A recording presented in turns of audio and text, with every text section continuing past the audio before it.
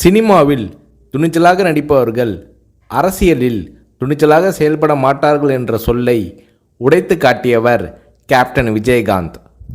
தமிழக அரசியலில் துணிச்சல் மிகுந்த அரசியல் கட்சி தலைவராக கேப்டன் விஜயகாந்த் அவர்கள் உருவெடுத்தார். கடந்த 2011ஆம் ஆண்டு சட்டப்பேரவை தேர்தலில் வெற்றி பெற்று எதிர்க்கட்சி தலைவராக கேப்டன் விஜயகாந்த் அவர்கள் தேர்வானார். அப்போது தமிழ்நாட்டின் முதலமைச்சராக ஜெயலலிதா அவர்கள் இருந்தார்.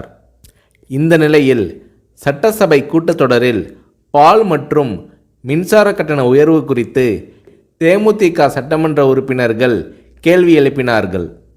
அப்போது அதிமுக தேமுதிக எம்எல்ஏக்கள் இடையே கடும் வாக்குவாதம் ஏற்பட்டது. இந்த நேரத்தில் ஆவேசமாக எழுந்து பேசிய கேப்டன் விஜயகாந்த் அவர்கள், கூட்டணி கட்சி என்றால் ஆளுங்கட்சிக்கு ஆதரவாக இருக்க வேண்டும் என்பது இல்லை, மக்கள் பிரச்சனை தான் எங்களுக்கு முக்கியம், அதை பற்றி தான் பேசுவோம் என்று கர்ஜித்தார் கேப்டன் விஜயகாந்த். இந்த நேரத்தில் ஜெயலலிதா அவர்களும் கேப்டன் விஜயகாந்த் அவர்களும் மாறி மாறி கடும் விவாதத்தில் ஈடுபட்டனர். இது அன்றைய காலகட்டத்தில் பெரும் பரபரப்பாக பேசப்பட்டது.